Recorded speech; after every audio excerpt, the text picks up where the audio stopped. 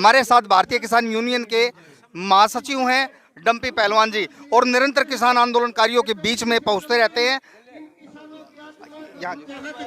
Sir, कल राकेश टिकैत जी आए हैं, कंडेला में भारी भीड़ देखने को मिली, आप भी वहां गए थे, क्या कुछ लगा? काफी एहतियात बरतने के लिए युवाओं को राकेश टिकैत जी ने कहा है, और ये भी कहा है कि अपनी खेत की मिट्टी अपने घर में लाएं और अपने माथे पर भी लगाएं। क्या कमेंट है सर? देखो, कमेंट ये है, कल 3 प्रोग्राम थे हमारे जी सर। जैसे कंडेला और ये क्या नाम, कलावड़ और खटखट टोल, खाली 3 प्रोग्राम थे। और 3 प्रोग्रामों से हम रात को 11 बजे फ्री हुए हैं। हमारे 13 प्रोग्राम हुए और 13 प्रोग्राम भी भीड़ से लबालब भरे, जिसमें 2 प्रोग्राम तो लाखों की संख्या में आदमी थे। तो ये एक जन आंदोलन बन चुका है, जन आंदोलन की क्रांति आ चुकी है। इसको सरकार ने तुरंत प्रभाव से ये तीनों काले कानून निरस्त करने चाहिए। और आगे मैं ये कहना चाहूंगा, कोई अनहोनी ना हो, भगवान ऐसी सुख शांति देश और प्रदेश में रखे।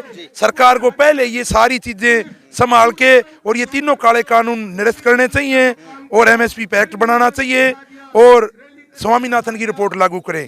अन्यथा सरकार किसान के साथ एक इतना बड़ा षड्यंत्र रच रही है कि मैं टिकरी बॉर्डर पे था तो मैंने देखा, मैं स्टेज पे संबोधित कर रहा था, तो वहाँ एक 50-40 आदमी बीजेपी के कार्यकर्ताओं द्वारा लाए गए और उन्होंने वहाँ हुड़दंग मचाने की कोशिश की।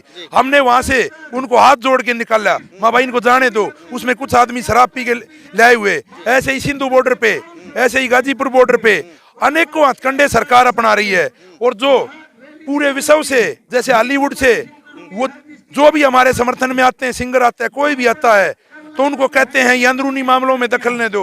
ये मैं आपके चैनल के माध्यम से कहना चाहूंगा, अंदरूनी मामले नहीं होते, ये एक मानवता का धर्म बनता है।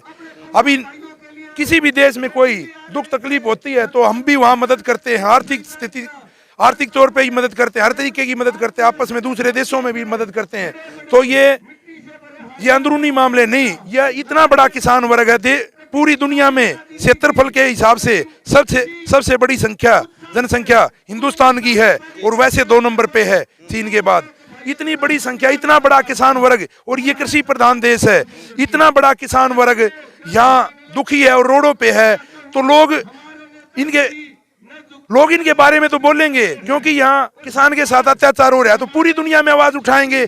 हमारे आदमी भी पूरी दुनिया में हैं, उनके माध्यम से भी उनको पता चलता है। युवा किसानों के लिए क्या कुछ कहना है सर? कल राकेश टिकैत ने भी कहा कि अपनी खेत की मिट्टी लाएं, अपने खेतों को ना बेचें, क्या कुछ कहना है इस बारे में? देखो, युवा किसानों को मेरा यही कहना है, एक तो बिल्कुल संयम में रहें, क्यों लड़ाई हमने अनुशासन में रह के लड़नी है और इस तानाशाह सरकार से हमने जीतना है अनुशासन में रह के, क्योंकि ये हमारी मान जाएंगे तो बहुत भी अच्छी बात है। क्योंकि किसान और कमेरे की मानने में प्रधानमंत्री जी का भी कद बढ़ेगा घटेगा नहीं। क्यों? किसान और कमेरा इस देश का पेट भरता है और इसके बच्चे सीमाओं पे सुरक्षा करते हैं। तो टोटली देश का सारा जो देश को चलाने वाला किसान कमेरा है। हरियाणा में राकेश टिकैत जी आए और बहुत अच्छी आप लोगों की जो रैली रही, लेकिन एक साइड का मंच टूट गया और राकेश टिकैत जी ने कहा कि ये तो बहुत ही शुभ है। क्या कमेंट है? देखो, ये तो बहुत बड़ी सौभाग्य की बात है। जहाँ भीड़ होती है वहाँ मंच टूटते हैं, ये आपको भी पता है। फिर दूसरा मंच था, उस पर चढ़े तो वो भी टूट गया। संख्या ज्यादा थी, बहुत ज्यादा संख्या थी, उसको कोई कंट्रोल नहीं कर पाया। क्योंकि जहाँ भी संख्या ज्यादा होगी, अभी आप एक बात बताओ, जहाँ 2-4 आदमी जाएंगे वहाँ क्या टूटेगा? वहाँ तो प्रेस कॉन्फ्रेंस होगी। जहाँ एक जन सैलाब जाएगा वहीं मंच टूटते हैं और ये बहुत ही बड़ी सौभाग्य की बात है। कहीं शादी विवाह में भी बहुत ज्यादा भीड़ होती है तो भगवान आदमी की भीड़ होती है, नहीं तो बिल्कुल खाली बैठ के आ जाते हैं आदमी। क्या बात है? क्या मानते हैं राकेश टिकैत जी के आंसू आज पूरे देश में सैलाब बन गए हैं? सैलाब बन गए पूरे देश में, क्या पूरी दुनिया में। उन्होंने लोगों को ब्राजील में भी हक दिलवाए, विदेशों में भी लड़ाई लड़ी है। पूरी दुनिया के मात्र एक ऐसे रक्षक मिले हैं, पूरी दुनिया एक ऐसी आशा और भरोसा लगा कर एक निगाह लगाए देख रही थी। हमारे को एक ऐसा किसान लीडर मिले जिसके नेतृत्व में पूरी दुनिया काम करने के लिए तैयार हो, और ये उन्होंने सिद्ध कर दिया।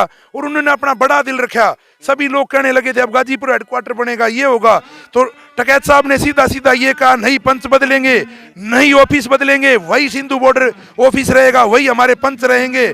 क्योंकि जो जो लड़ाई में सैनिक आगे वो वापिस नहीं जाते कभी भी। हमने उनको मान लिया तो उन्हीं के हाथ से फैसले होंगे, जैसा उनका दिशा निर्देश होगा उसी हिसाब से आगे फॉलो किए जाएंगे। तो उन्होंने ये भी सिद्ध कर दिया कि भाई हम अपने नई पंचों को बदलेंगे।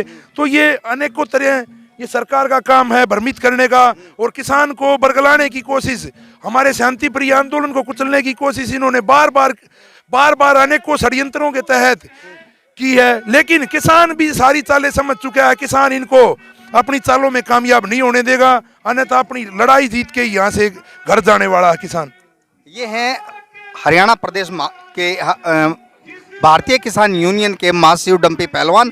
इनका कहना है कि डटे हुए हैं, जमे हुए हैं किसान, और जब तक इनके हकों की लड़ाई इनको नहीं मिलती, तीनों कृषि कानून खत्म नहीं होते, तब तक ये डटे हैं, जमे हैं विभिन्न बॉर्डरों पर। मैं राकेश कुमार, मॉडर्न हरियाणा न्यूज़, बादली ढासा बॉर्डर।